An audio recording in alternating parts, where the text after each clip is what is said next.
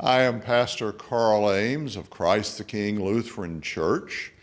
As long as the pandemic is restricting our ability to conduct worship, we'll be doing a modified worship service that's available anywhere the internet is accessible.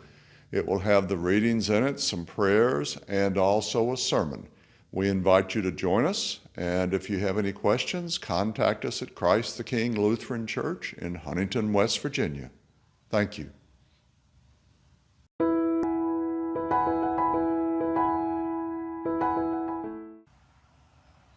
The first reading is from 1 Samuel, the 16th chapter.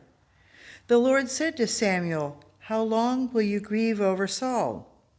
I have rejected him from being king over Israel. Fill your horn with oil and set out. I will send you to Jesse the Bethlehemite, for I have provided for myself a king among his sons." Samuel said, "How can I go? If Saul hears of it, he will kill me." And the Lord said, "Take a heifer with you, and say, 'I have come to sacrifice to the Lord.' Invite Jesse to the sacrifice, and I will show you what you shall do, and you shall anoint for me the one whom I name to you." Samuel did what the Lord commanded and came to Bethlehem. The elders of the city came to meet him, trembling, and said, "Do you come peaceably?" He said, "Peaceably I have come to sacrifice to the Lord. Sanctify yourselves and come with me to the sacrifice." And he sanctified Jesse and his sons and invited them to the sacrifice. When they came, he looked on Eliab and thought, "Surely the Lord's anointed is now before the Lord." But the Lord said to Samuel, "Do not look on his appearance or on the height of his stature, because I have rejected him. For the Lord does not see as mortals see. They look on the outward appearance, but the Lord looks on the heart." Then Jesse called Abinadab and made him pass before Samuel. He said, "Neither has the Lord chosen this one." Then Jesse made Shammah pass by, and he said, "Neither has the Lord chosen this one." Jesse made 7 of his sons pass before Samuel, and Samuel said to Jesse, "The Lord has not chosen any of these." Samuel said to Jesse, "Are all your sons here?" And he said, "There remains yet the youngest, but he is keeping the sheep." And Samuel said to Jesse, "Send and bring him, for we will not sit down until he comes here." He sent and brought him in. Now he was ruddy and had beautiful eyes and was handsome. The Lord said, "Rise and anoint him, for this is the one." Then Samuel took the horn of oil and anointed him in the presence of his brothers. And the Spirit of the Lord came mightily upon David from that day forward. Samuel then set out and went to Ramah. The word of the Lord. Thanks be to God.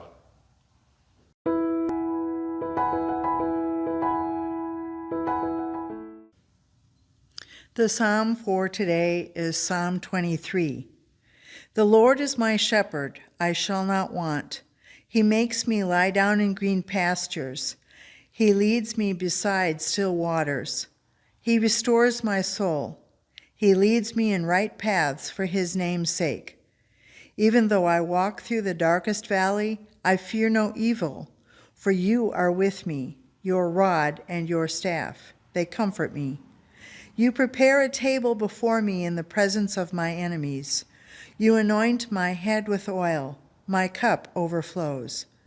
Surely goodness and mercy shall follow me all the days of my life, and I shall dwell in the house of the Lord my whole life long.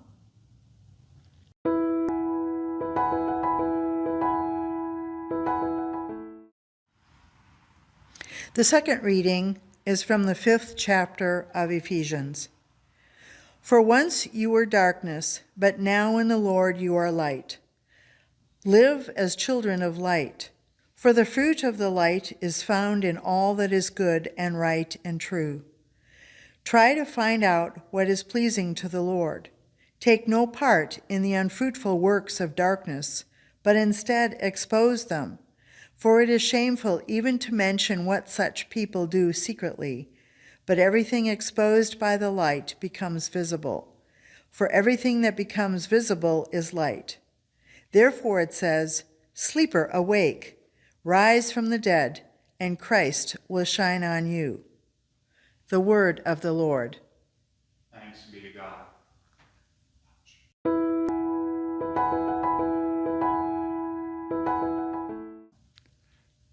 A reading from the Gospel of St. John, the 9th chapter. As he walked along, he saw a man blind from birth. His disciples asked him, "Rabbi, who sinned, this man or his parents, that he was born blind?" Jesus answered, "Neither this man nor his parents sinned. He was born blind so that God's works might be revealed in him.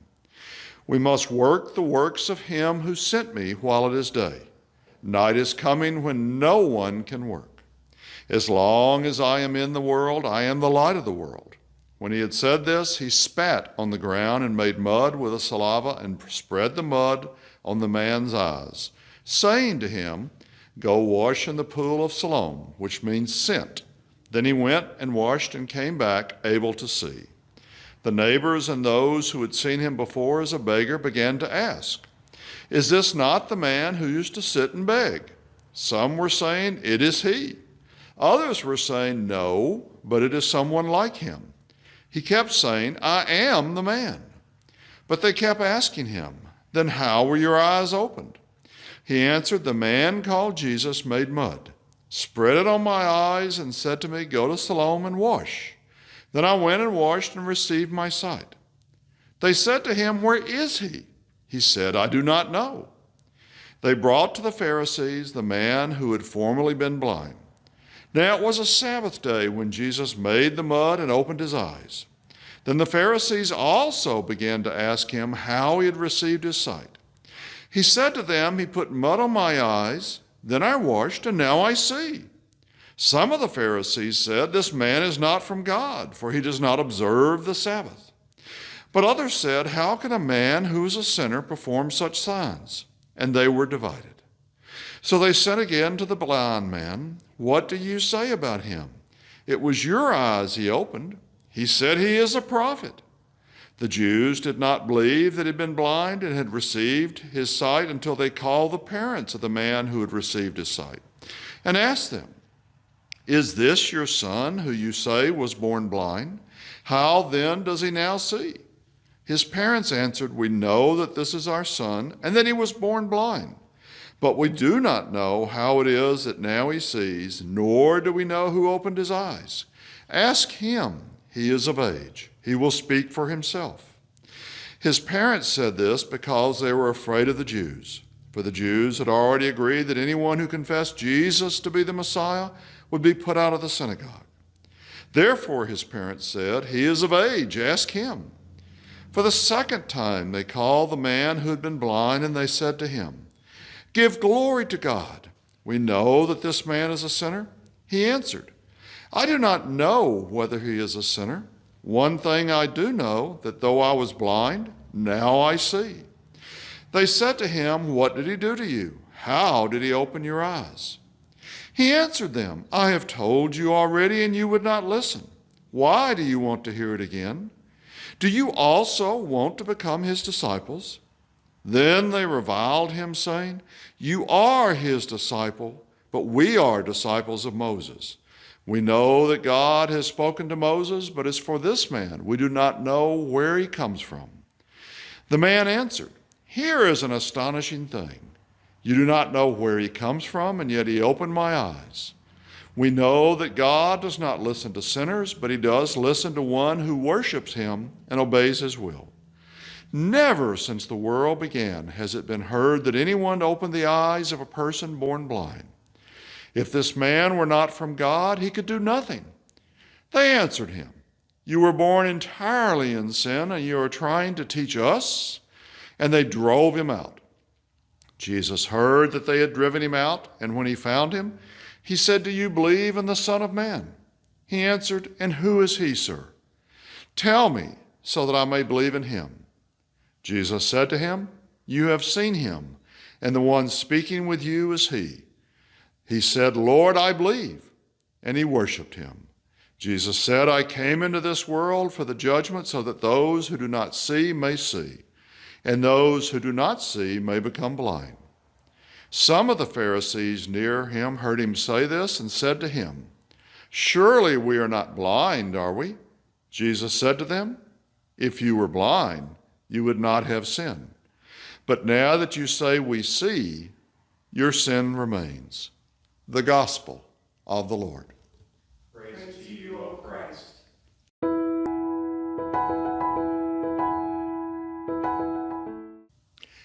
May the words of my mouth and the meditation of my heart be acceptable in your sight, O Lord, my rock and my redeemer. As we read the gospel this morning, it reminded us of so many things. It's actually one of the few passages in the Bible that has humor in it. We have a man that we are told several times is blind from birth. It reflects back on what we were looking at in the season after Epiphany, where Jesus is the light of the world and we live in the darkness. This man is living in the darkness because he cannot see. Jesus goes up to him, asks nothing, simply spits on the ground and makes mud, puts it on his eyes and tells him to go wash in a pool, and suddenly the man can see. In addition, Jesus did this on the Sabbath, which was sure to anger some of the Pharisees because no work is to be done on the Sabbath. And so the man is taken to see the Pharisees, and they are, "How do you do this? How did Jesus do this?" And they ask again and again and again, rather than asking the question that they were afraid to ask, "Who is this Jesus?" Even they bring in the parents of the man to verify that he was born blind. And then they ask again, "How did he do this?" And here is where we find the comedy. For the man says, "You've asked this. Are you asking me because you wish to become his disciples also?" They get angry at this. And he says, "Well, all I know is that no one has had the ability to see when they were born blind, but yet I do." But they're caught up with the problem that we have today sometimes. There's a wonderful book that says bad things happen to good people. In many people's minds, bad things only happen to bad people.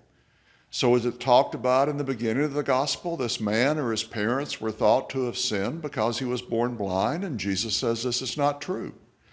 And Jesus, if he's a sinner, how could he do this miracle?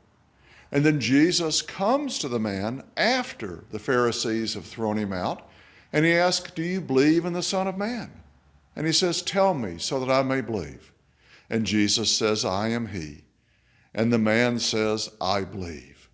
Notice in none of this did Jesus ask him to say what his sins were, if there were any, nor did Jesus make him say anything. He just simply said, "I believe." This addresses us today in the coronavirus because Jesus is still the light of the world. If you want to compare the coronavirus to the man's blindness, it is a darkness that sends panic and fear among so many of us. By trusting in Jesus, by believing in Jesus, it doesn't chase away the virus, but what it does is give us the ability to survive in the darkness that surrounds us. It gives us the ability to trust in the God-given talents that God has given to the nurses and doctors and others who are seeking to stop this pandemic, who are seeking to take care of us. So when we trust in Jesus, we trust also in the human hands. We ask God to bless us, to be with us, especially in the isolation we're in, because while we may be separated from one another, we're never separated from Jesus.